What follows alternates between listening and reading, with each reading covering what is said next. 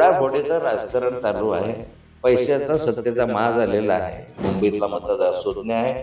तो उघड्या डोळ्यांनी हे सगळं पाहतो आहे आणि त्यामुळे निश्चितच मतदान तो यावेळेस महाविकास आघाडीला करेल. सत्तेमध्ये असताना काय काम केलं तुम्ही? तर विकासाच्या गप्पा मारल्या, पण दुसरे पक्ष कमजोर केले. देवेंद्र फडणवीस म्हणायचे की राष्ट्रवादीशी युती नाही नाही नाही, एक वेळ विवाहित राहणं पसंत करेल, परंतु युती होणार नाही, त्याच्याबरोबर संसार करायला लागेल. परंतु मुळाला जसा मुंगळा चिकटून राहतो ना, तसे हे सत्तेशिवाय जगूच शकत नाही. कशाचा चिक्के प्रश्न लागला, कशाचा 70,000 कोटीचा घोटाळा राहिला. Brought to you by Global St. Angelo's Venture Funding.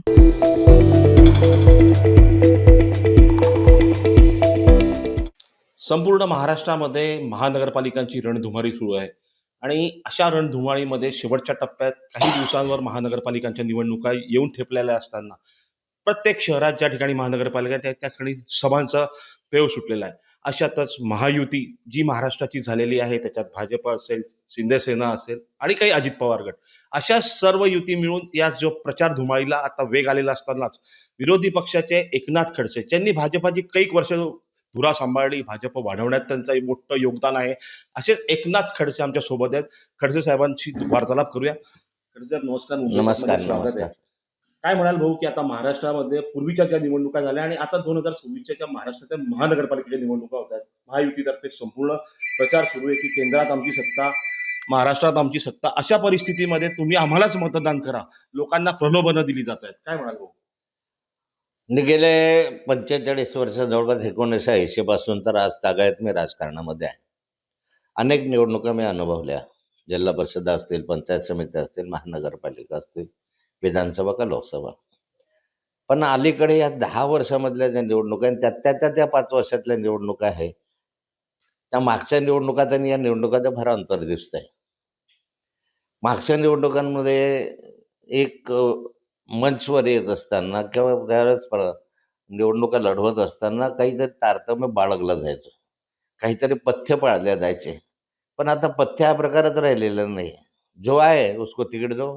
तो गुंडा असेल, बदमाश असेल, चोर असेल, उचक्का असेल, त्याचा रेकॉर्ड खराब असेल, अगदी अंबरनेतला बलात्काराच्या केसमध्ये जो होता त्याला स्वीकृत सदस्यापर्यंत जायचं आणि या ठिकाणी सोलापूरला उमेदवाराची हत्या करायची, ही एवढ्या गुन्हेगारी प्रवृत्तीपर्यंत आज पक्ष गेलेले आहेत आणि ते सत्ताधारी पक्ष आहे त्यातल्या त्यात. आणि ही निवडणूक जर आता अलीकडे महाराष्ट्रातल्या निवडणुकीवर जर आपण पाहिलं तर सत्ता 10 वर्ष झाले भाजपची, म्हणजे महायुतीची. मग 10 वर्ष 12 वर्ष तुम्ही सत्तेमध्ये आज आहात. त्या ठिकाणी 2014 पासून तुम्ही सत्तेमध्ये आहे. सत्तेमध्ये असताना काय काम केलं तुम्ही? तर विकासाच्या गप्पा मारल्या, पण दुसरे पक्ष कमजोर केले. बरं, कमजोर करत असताना किमान ह्याचा तारतम्य बाळगा की दुसऱ्या पक्षामधले तुम्ही कोणी उबाटातले घेतले असतील, कोणी राष्ट्रवादीतले घेतले असतील, कोणी अन्य घेतले असतील, चांगल्या विचाराचे, चांगल्या प्रवृत्तीचे माणसं तिकडे घेत असताना हा विचार घेतले तर लोक क्षमाई करतात. पण आता घेणारे कोण आहे? तर आता शोधावं लागतं की याच्यावर गुन्हा आहे का की नाही आहे. म्हणजे महिलांसहित आता अशा प्रकारचे प्रकार घडायला लागलेले आहे. प्रकार लोकशाहीच्या दृष्टीनं घातक आहे. एक निवडणुकीमध्ये विषय असतो विकासाचा, तर तुम्ही 15 वर्ष झाले विकासच करू सांगताय. नेहमी म्हणतात दिल्लीमध्ये आमचं सरकार आहे, महाराष्ट्रात आमचं सरकार आहे, महानगरपालिकेनं आमची सत्ता होती. मग विकासाला अडवलं कोणी तुम्हाला? परत तेच विषय येतात रस्त्यांचे, परत तेच विषय खड्ड्यांचे, तेच पाणी पुरवठ्याचे, तेच स्वच्छतेचे विषय, तेच आरोग्याचे विषय, तेच दिवाबत्तीचे विषय. वारंवार हे विषय येण्याचं कारण काय?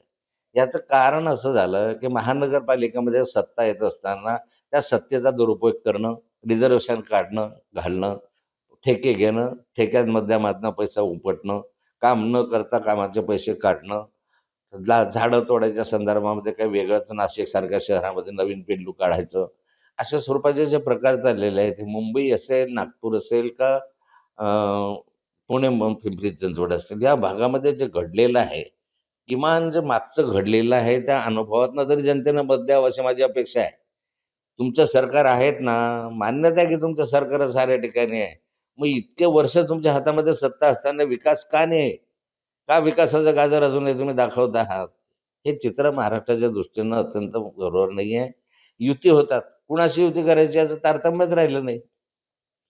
म्हणजे कधी देवेंद्र फडणवीस म्हणायचे, की राष्ट्रवादीशी युती नाही, नाही, नाही. एक वेळ विवाहित राहणं पसंत करेल, परंतु युती होणार नाही. त्याच्याबरोबर संसार करायला लागेल. ज्या एम-आय-एमचा आणि राष्ट्रवादीच्या विचारधारेचा दुरान्वय संबंध नाहीये. त्या एम-आय-एम बरोबर तुमची युती होऊन गेली. ज्या काँग्रेसच्या विचाराशी तुम्ही सातत्यानं लढत आलेले आहे, त्या काँग्रेसबरोबर तुमची युती होते आणि जर युती संपली नाही, तर मग काँग्रेसचे 12 नगरसेवक तुम्ही अंबरनाथमध्ये घालून घेतात आपल्याकडे. हे चाललंय का? पैशाच्या सत्तेच्या जोरावर अशा रीतीने लोकशाहीवर हल्ले होत असतील, तर मला वाटतं मतदारांनी आता विचार केला पाहिजे. ही संधी आहे. या संधीच्या माध्यमातून पाहतोय तर सत्तेमध्ये राहणारे एकमेकांच्या विरोधात उभे आहे. सत्तेसाठी एकत्र आहे आणि निवडणुकांमध्ये वेगळं विभक्त आहे. कुठं काँग्रेस, आपला कुठे भाजप, कुठे शिंदेसेना आणि कुठे एन-सी-पीचे अजितदादा पवार एकमेकांच्या विरोधात आहे. बरं, अजितदादांची शरद पवार गटाची युती आहे. शिंदेची काही ठिकाणी मदत घेतली जाते, तर ती काँग्रेसच्या माध्यमातून मदत घेतली जाते.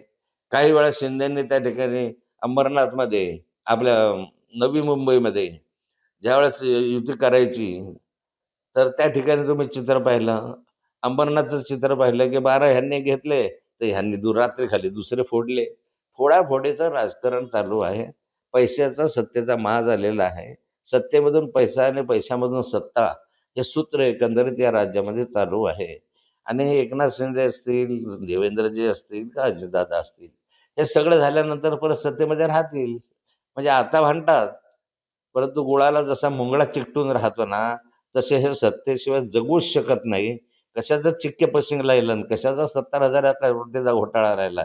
कोणी एकनाथ शिंदेच्या ह्याच्यात म्हणतोय, कोणी म्हणतोय की यांच्या महाविकास आघाडीच्या कालखंडामध्ये रश्मी शुक्लाने हे एस-आय-टी केली आणि त्याच्यामध्ये आता संजय पांडेला आणि ह्यांना दोषी धरलं. आता का धरलं?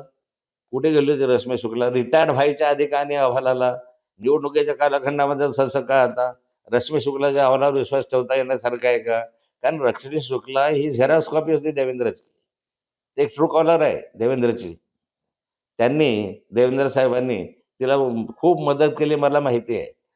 अनैतिक म्हणजे बेकायदेशीर कामासाठी काम करणारी अधिकारी म्हणून प्रसिद्ध होती. माझी चौकशी केली. 61 दिवस माझा फोन रश्मी शुक्लांच्या कालखंडामध्ये अनधिकृतरित्या टॅप केला गेला, परवानगी न घेता. कुणाचे फोन आणायचे, टॅप करायचे, ह्यामध्ये अशा महिलेवर विश्वास ठेवता येण्यासारखा आहे का? निवडणुका आहेत म्हणून अशा प्रकारचं राजकारण आता सुरू आहे. भाऊ, निवडणुकीचा सध्या संपूर्ण रणधुमाळीमध्ये मुंबई, जी बृहन्मुंबई महानगरपालिका आहे, ती आतापर्यंत शिवसेनेच्या ताब्यात होती किंवा आहे असंही म्हटलं जाईल. अजून निवडणुका व्हायच्यात. परंतु येणाऱ्या 15 तारखेला बृहन्मुंबई महानगरपालिकेवर ह्यावेळेस महायुतीचा झेंडा लढेल. अशा काही मोठ्या प्रसिद्धीसाठी किंवा प्रचारात ते सगळे उतरलेले आहेत. काय वाटतं तुम्हाला, किंवा बृहन्मुंबई महानगरपालिकेवर काय राहील परिस्थिती पुढची? बृहन्मुंबई महानगरपालिकेवर या ठिकाणी अजूनही मला असं वाटतं की महाविकास आघाडीची सत्ता येईल. त्या ठिकाणी शिवसेनेची सत्ता येईल. जनता इतकी अज्ञ नाही आहे. ज्या ठिकाणी आतापर्यंत जर सत्तेमध्ये केलंय, भाजप तोंडघशी पडत आहे. 3,00,000 कोटीचा भ्रष्टाचार उद्धव ठाकरेंनी वगैरे केला अशा स्वरूपात. 3,00,000 कोटी म्हणतात कशाला? बरं, केला असेल तर त्या सगळ्या सत्तेमध्ये तुम्ही सहभागी होते. त्यावेळेस हे निदर्शनास आणलं की तुम्ही उपमहापौर म्हणून आणि सत्ता म्हणून तुम्ही त्याच्यामध्ये होते. जर केला असेल तर दोघांनी केला. तेव्हापासून भाजपचा आवाज बंद झाला. मग या ठिकाणी आता अलीकडे 7-8 वर्ष झाले जवळपास महानगरपालिकेमध्ये सत्ता सरकारी पक्षाची आहे, म्हणजे अधिकाऱ्यांची आहे. अधिकारी कोणाचं ऐकतात? याची नेमणूक करायची, त्याची नेमणूक करायची. या ठिकाणी महत्वाच्या पदांवर हे माणसाने कोणी केले? ते सरकारच्या माध्यमातून झाले. म्हणजे महायुतीच्या माध्यमातून तुमचे अधिकारी येतात, त्यांच्या माध्यमातून कामं करायचे. भ्रष्टाचाराचे अनेक प्रकरण उघडकीस आले, ते अलीकडच्या कालखंडामध्ये आलेत ना. तुम्ही पाहिलं तर ठाण्याला एक टेंडरमध्ये 5,000 कोटी रुपयाचा घोटाळा झाला. ते टेंडर रद्द करण्यासाठी हायकोर्टाने आदेश दिले. 5,000 कोटी एकेका टेंडरमध्ये. म्हणजे अशा हजारो कोटी रुपयाचे घोटाळे केले ते कुणाच्या कालखंडात झाले? प्रशासकीय कालखंडात झाले. प्रशासकीय कालखंडाला जबाबदार कोण होतं? सरकारी पक्ष असतो. आणि त्यामुळे महानगरपालिका कशासाठी हवी आहे मुंबई तुम्हाला? तर या कारणासाठी हवी आहे. हे महाविकास आघाडीला अनुकूल वातावरण आज आहे. त्यामुळे त्या ठिकाणी महाविकास आघाडीला प्राधान्य देतील. मुंबईतला मतदार सुज्ञ आहे. तो उघड्या डोळ्यांनी हे सगळं पाहतो आहे आणि त्यामुळे निश्चितच मतदान तो यावेळेस महाविकास आघाडीला करेल. निश्चितच भाऊ, जसं मुंबईचा बृहन्मुंबई नगरपालिकेच्या नंतर पूर्ण महाराष्ट्रात ओव्हरऑल जसं नाशिक असेल, जळगाव असेल, आपण जळगावचा जरी विचार केला की जळगाव शहरामध्ये एकूण 75 जागांसाठी आता निवडणूक होते आहे. मागच्याही वेळेमध्ये यंदा भाजपला 57 एक हाती जागा गिरीश महाजनांना निवडून दिल्या जळगावकरांनी, पण शेवटी जळगावकरांची निराशा झाली. अशाही परिस्थितीत आज महायुतीच्या माध्यमातून यांनी प्रत्येक वॉर्डामधून आपले निवडणुकीसाठी उमेदवार उभे केलेले आहेत. अशा सगळ्यात महत्वाचं निवडणूक होणारी आहे 15 तारखेला, आणि त्याआधीच सगळ्यात महत्वाचं म्हणजे बिनविरोधचा आकडा आतापर्यंत कधी ऐकला नव्हता आपण. तेवढा 12 लोकांचा बिनविरोध या ठिकाणून काढलाय.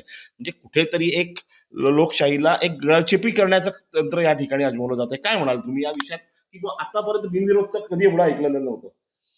सामदाम दंडभेद वापरून या लोकांनी आता जळगाव महानगरपालिकेमध्ये अनेक निवडणुका माझ्या नेतृत्वाखाली या ठिकाणी भारतीय जनता पार्टीने लढवलेल्या आणि त्या कालखंडामध्ये अगदी भाजपचा विस्तार या शहरामध्ये नसताना सुद्धा भाजपचा डायरेक्ट जनतेमधून नगराध्यक्ष त्या कालखंडामध्ये आमच्या सगळ्या कार्यकर्त्यांच्या मेहनतीनं त्या कालखंडात डॉक्टर के डी पाटील म्हणून आले होते.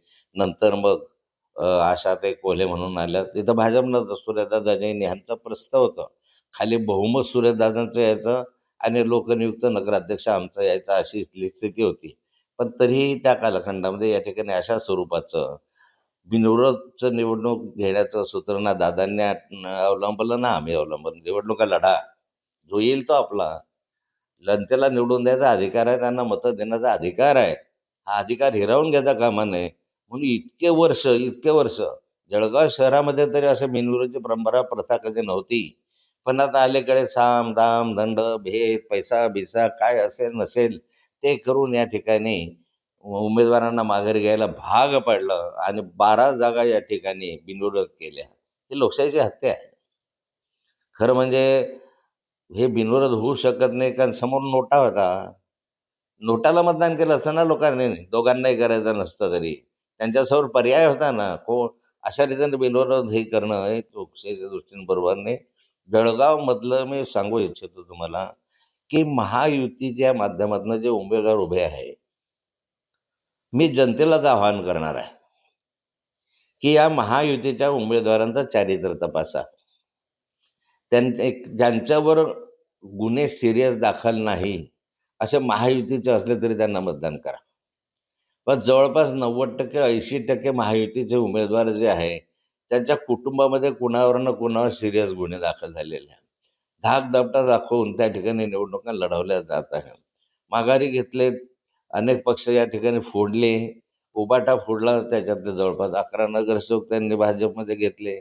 ज्यांच्यावर पाईप चोरीचे आरोप आहे, ज्यांच्यावर मोठ्या प्रमाणावर महानगरपालिकेचं नुकसान केल्याचे गुन्हे दाखल आहे, त्यांना ह्यांनी तिकीट दिले. म्हणजे काय राहिले नीतिमत्ता, कुठला राहिला भाजप आता या ठिकाणी? त्यामुळे महायुतीच्या माध्यमातून जळगाव शहरामध्ये एक दहशतीचं वातावरण चालू आहे. आता जनतेला या ठिकाणी पर्यायच ठेवायचा नाही असं चित्र एकंदरीत उभं केलेलं आहे. आणि जो पक्ष येतो तो फोडून त्यांच्याकडे न्यायचा. उबाठा आलं, उबाठाचं चांगलं चित्र आहे, उबाठाचे घेऊन टाकले. NCP शरद पवार गटाचे आले, ते काही त्यांनी घेऊन टाकले. अजितदादा गटाला आदिवास स्थान दिलं नाही, त्यांचे काही उमेदवार भाजपमध्ये घेऊन टाकले. आणि मग अशा रीतीनं आम्हीच येणार आहे ही भावना आणि हा अहमपणा जो आहे तो आता जनतेने स्वतः पुढाकार घेऊन या महायुतीला नाकारून जो कोणी चांगल्या चारित्र्याचा उमेदवार असेल, अपक्ष असेल, कुणी असेल, गरीब असेल, पण त्याला मतदान करावं आणि यांना धक्का द्यावा आणि आपली अस्मिता जिवंत ठेवावी. आपल्या अस्मितेवर घाला घालण्याचं काम या ठिकाणी होत आहे. निश्चितच आपण बघू शकतो, हे होते महाराष्ट्राचे माजी मंत्री एकनाथ खडसे. महायुतीची महाराष्ट्रात जी महायुतीमार्फत जी गळचिपी सुरू आहे, संपूर्ण गुंडांना, बाहेरच्या ज्यांना चारित्र्यहीन लोकांना सुद्धा तिकीट देऊन या निवडणुकीत उभं केलेलं आहे. अशांना आपली जागा दाखवा आणि चांगल्या चारित्र्याच्या लोकांना निवडून द्या, असंच काहीसं आवाहन एकनाथ खडसे यांनी केलेलं आहे. तुम्ही मात्र बघत राहा मुंबई तक.